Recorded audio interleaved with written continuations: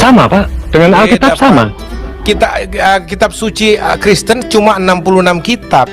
Sedangkan Katolik itu tambah Deuterokanonika yang dijadikan nggak nyambung, kanonik. bukan begitu Pastor Tewo, maksudnya nggak nyambung. Jadi yang dimaksud adalah begini loh, iman Katolik kan tidak mendasari dogmanya dari Deuterokanonika. Anda salah, Anda justru Pak Paul tidak lengkap pemahamannya.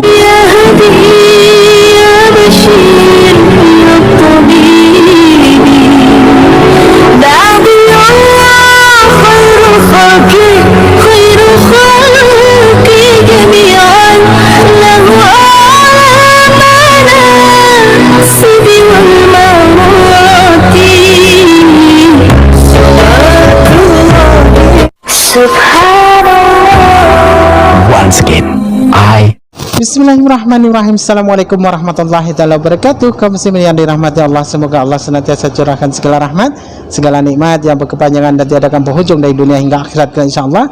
Dan Allah pun kumpulkan kita para kaum muslimin di bawah naungan aras Allah serta para nabi, beserta para orang-orang yang Allah kasihi, Allah sayangi, Allah cinta insyaallah, di bawah naungan aras Allah kelak di mana tiada naungan selain daripada naungannya insyaallah. Amin amin Allahumma amin. Kaum muslimin, pada kesempatan malam hari ini saya akan mengunggah sebuah video di mana video ini mengisahkan tentang bagaimana Joshua Tewu ya berdebat dengan Paul Zhang. Jadi mengisahkan apa yang mereka perdebatkan tentang bagaimana Katolik dengan Protestan.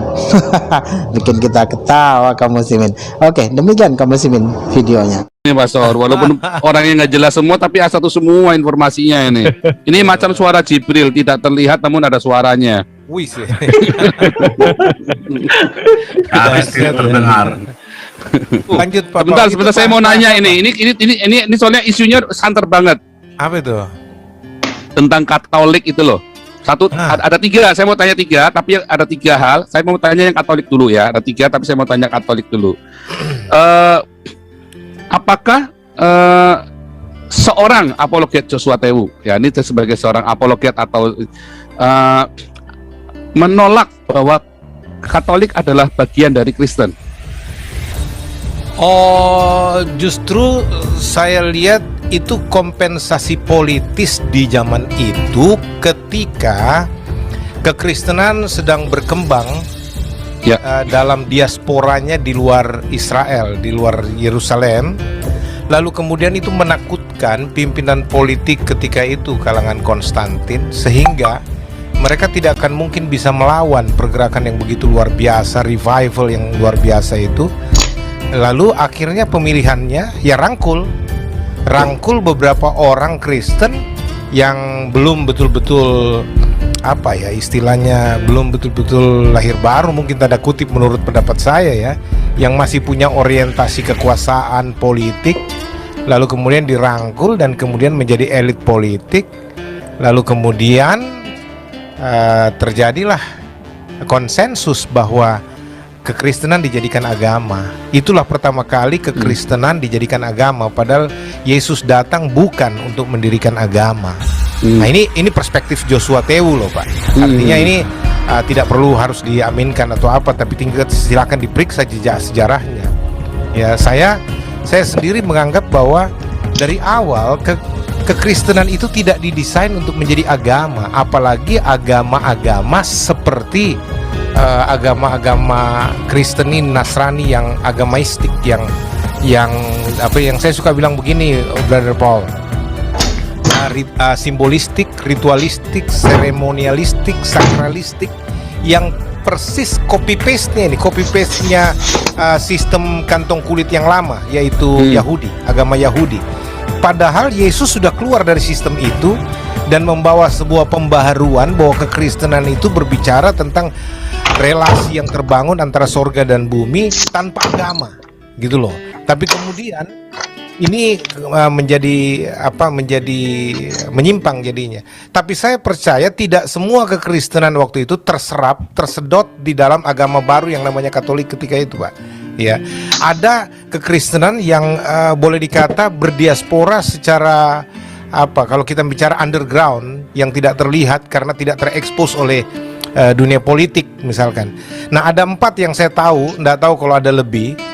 yang sama agamanya ini saudara kembar 4 ini, ya, Katolik, Ortodoks dengan berbagai bidangnya, maksudnya kategorialnya, kategori Ortodoks Surya Yunani dengan Rusia ya, Syria ya, terus Koptik, Episkopal, ini semua Kristen agamawi, sinodalistik itu nanti muncul setelah Martin Luther untuk reformasi ya. Tapi ya kalau kan Bro Paul tanya apakah ini agama yang non Kristen, saya bilang bukan. Makanya sampai sekarang Katolik bukan Kristen.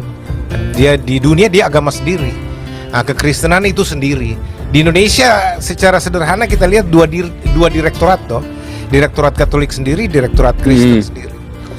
Nampaknya ada miss nih, ada miss dari ini ya. Jadi itu adalah secara terminologi tadi ya, yang diceritakan adalah terminologi Katolik dengan terminologi Kristen tadi ya. Tetapi kalau secara iman, sedangkan iman Kristen itu juga ini ya, kalau dibilang iman Kristen itu kan sebenarnya kalau kita pelajari juga apa sih sebenarnya, para rasul aja kan nggak pernah menyebut dirinya Kristen kan?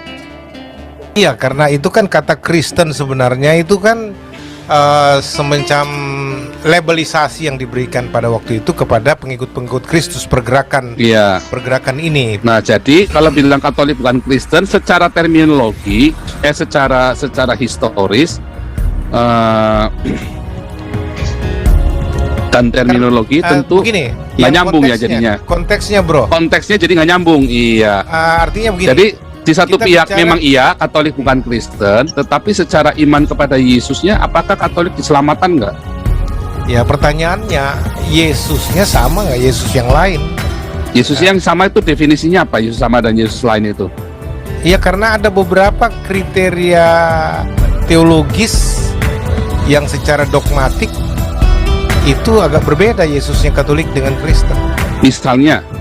Ya, misalkan sampai sekarang Yesus itu tetap anak Maria di Katolik, dan dalam hierarki penyembahan Katolik nggak bisa langsung ke Yesus, mesti melalui Maria. Lalu Yesus betul-betul digambarkan secara triteistik dalam iman Katolik, sedangkan dalam kekristenan Yesus adalah Tuhan, Yesus adalah Allah.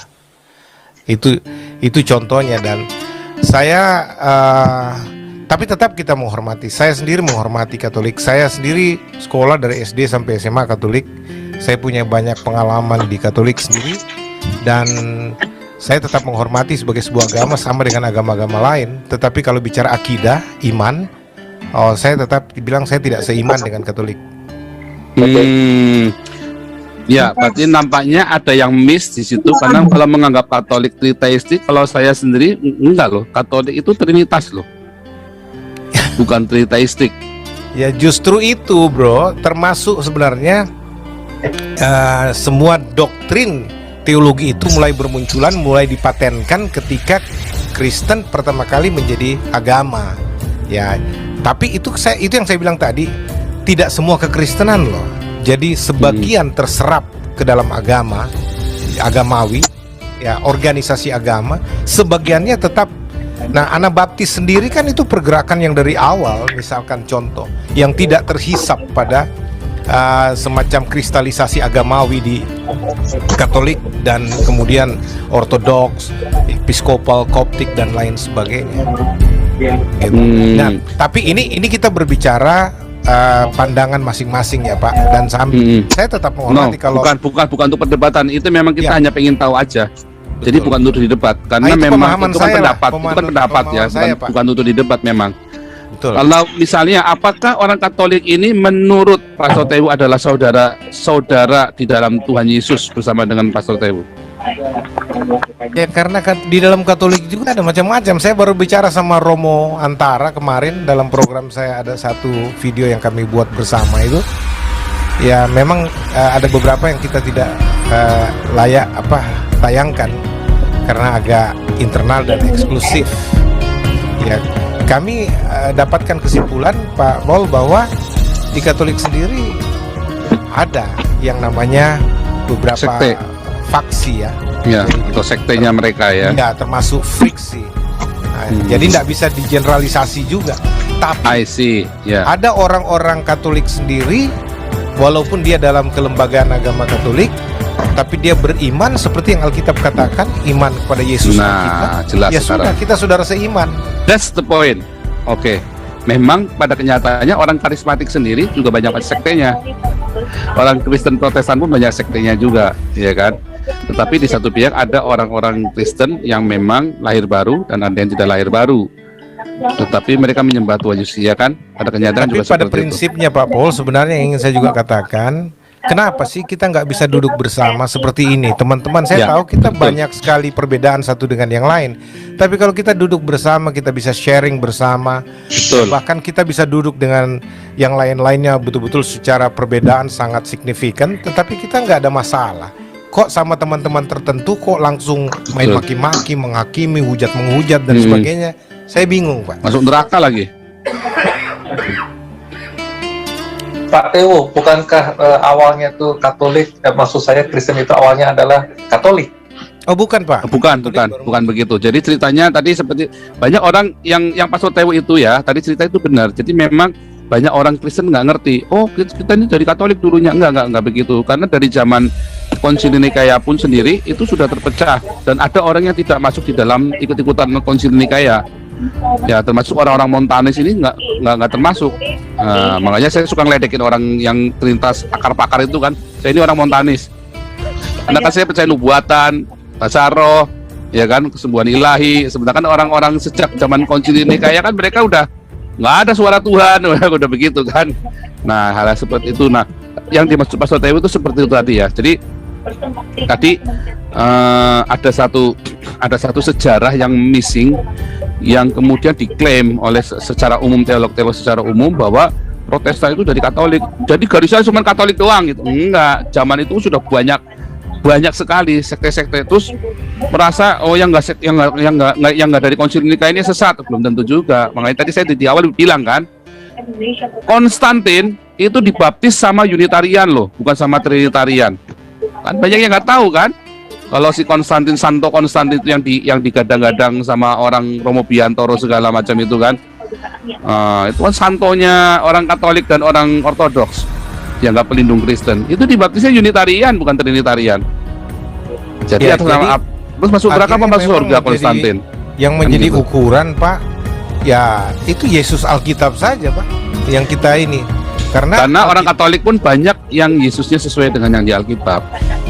Iya, kalau Walaupun individu tetap ya. Katolik ya. Ya, Oh enggak Pak, individu. secara Kalau ordo kita pun bicara secara kredo orde pun berbeda, mereka Pak banyak Paul. Pak. Kalau kita bicara kredo berbeda, tapi kalau bicara individual mungkin kita bisa nyambung, karena kalau bicara kredo itu kelembagaan terlibat dan itu keabsolutan akidah yang tidak bisa dilawan oleh pribadi. Artinya di sini bahwa ya udah masing-masing orang diselamatkan bukan karena agama, bukan karena organisasi, tapi karena imannya secara individual kepada Tuhan kan.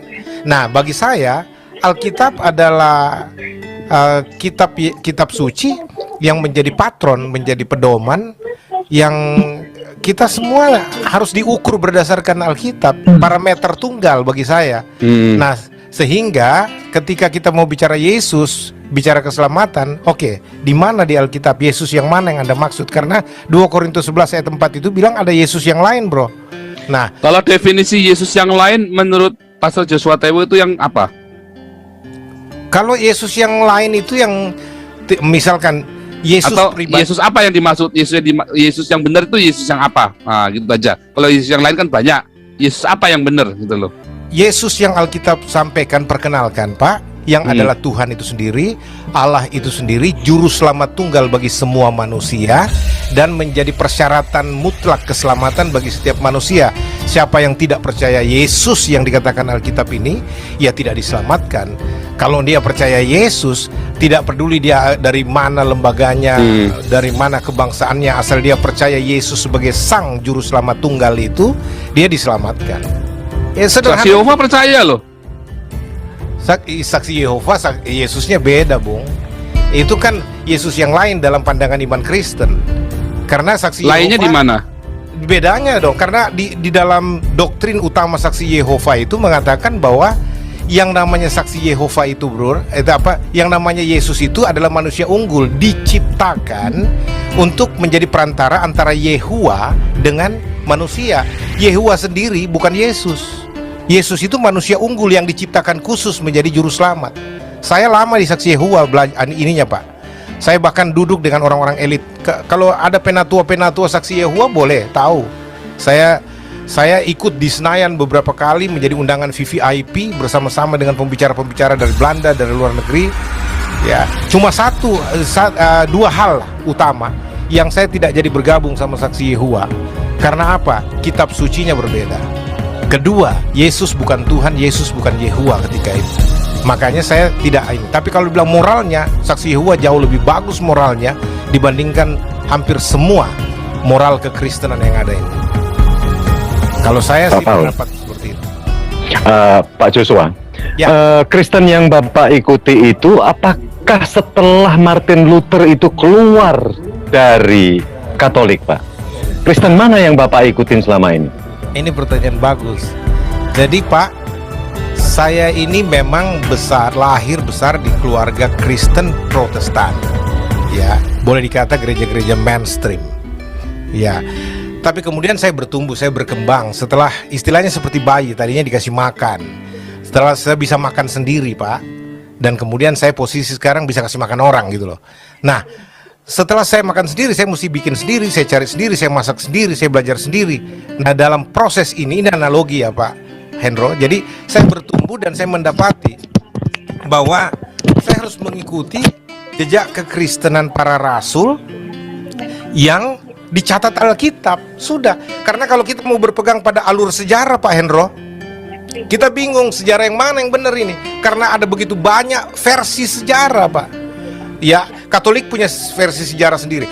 Anabaptis yang melahirkan banyak gereja-gereja lain juga punya sejarah sendiri. Saksi Yehova punya sejarah sendiri. Belum Church of God, belum Pentecostalism dan sebagainya. Itu punya sejarah masing-masing Pak. Mormon punya sejarah. Terus yang mana kita mau pegang? Makanya saya bilang kembali ke Alkitab aja. Alkitab juga adalah buku sejarah yang paling sahih, ya, yang mencatat semua. Dan kita bicara sampai sekarang ini garis kita punya iman bisa terhubung itu karena kitab suci dan Roh Kudus. Selesai Pak. Tapi kalau kita mau bicara harus mengikuti bapak-bapak gereja, pertanyaan paling besar yang Pak Paul juga biasa sampaikan kan Pak Hendro, siapa yang melantik mereka jadi bapak-bapak gereja? Labelisasi ini dari mana? Kewenangan bapak-bapak gereja itu dari mana? Gitu contohnya. Nah, ada kriteria apa yang bisa disebut bapak-bapak gereja? Lalu menjadi patokan, bahkan menjadi pengkultusan, menjadi penyembahan kepada bapak-bapak gereja. Seolah-olah saya kemarin dengar Mangapul Sagala bicara nih, ya, bahwa Mangapul Sagala bilang kalau kita mau menafsirkan Alkitab yang benar itu, pertama, kriteria pertama harus bersesuaian dengan teologi bapak-bapak gereja. Kedua, harus bersesuaian dengan teologi reformasi. Lalu yang ketiga, teologi modern yang berpatokan pada dua pernyataan pertama ini. Ya, saya bilang loh, dia betul-betul mengesampingkan peran Roh Kudus. Ya, dengan kitab suci Alkitab sebagai dasar tunggal. Kita bicara Alkitab menjadi dasar kekristenan loh Pak, kitab suci itu.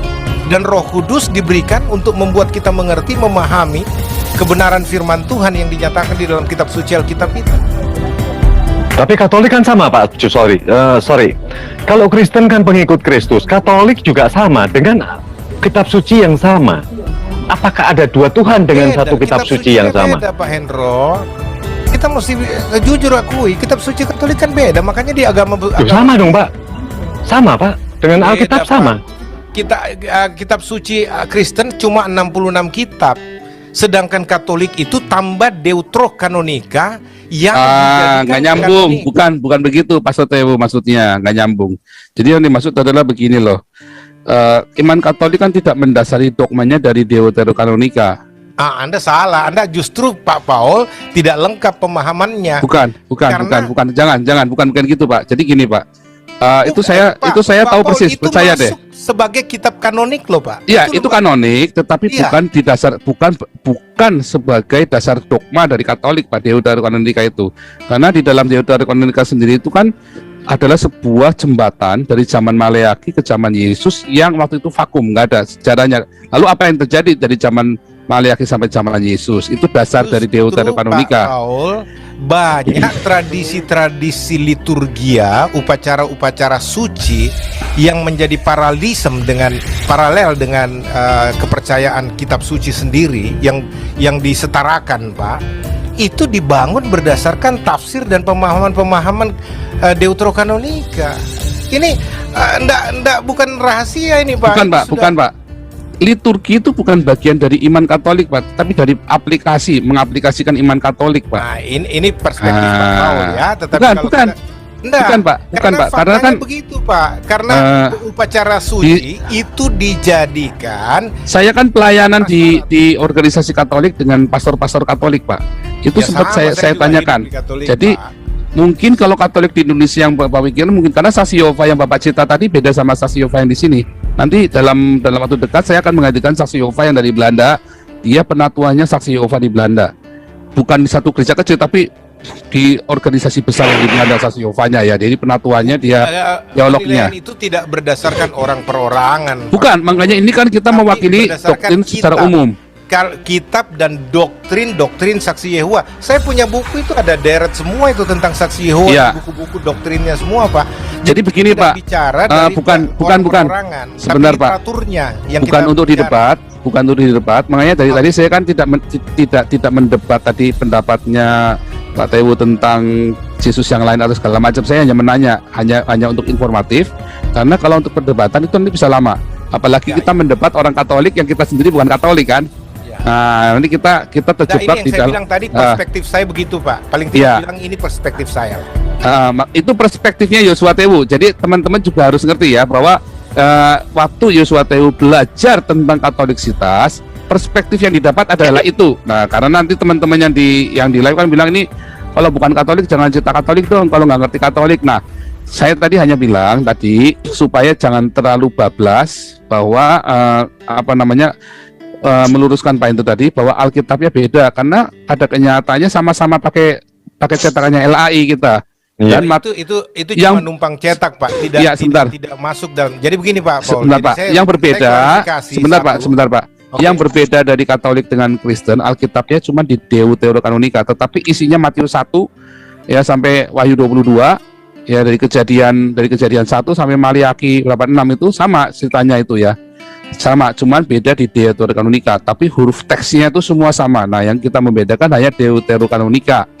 Gitu. Jadi yang dimaksud tadi berbeda Paento itu, Alkitab sama itu yang dimaksud itu. Nah, beda di tambahan Deuterokanonika itu tadi, yang dimaksud Paento tadi seperti itu. Jadi gitu, Pak, bukan berbeda.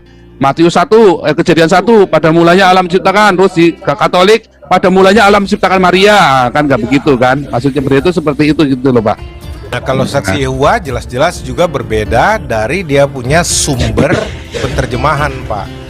Antara City dan TR itu jelas berbeda, Pak, naskahnya. Ya. Sehingga kita Demikian tadi kaum muslimin ya. Saling saling mengatakan tidak nyambung, padahal dua-duanya pun memang tidak nyambung ya. Jadi apa yang mereka perdebatkan itu hanya ya pepesan kosong ya. Kalau orang kita Jawa kata mereka itu berebut tulang tanpa ada daging ya, tulang yang tidak berdaging waktu itu dijadikan rebutan ya. Perihal masalah keagamaan mereka yakini ya, namun keyakinan itu berasal dari pola pikir manusia yang sesungguhnya mereka merekayasa dari segala sesuatu apa yang menjadi dasar-dasar hawa nafsunya sendiri. Jadi tidak ada kepastian keselamatan itu dengan jelas itu tidak ada. Oke, demikian saja kaum muslimin yang dapat saya sampaikan. Saya akhiri video saya ini. Wassalamualaikum warahmatullahi taala wabarakatuh. يا هدي يا بشير يا طبيب بعد الله خير خبير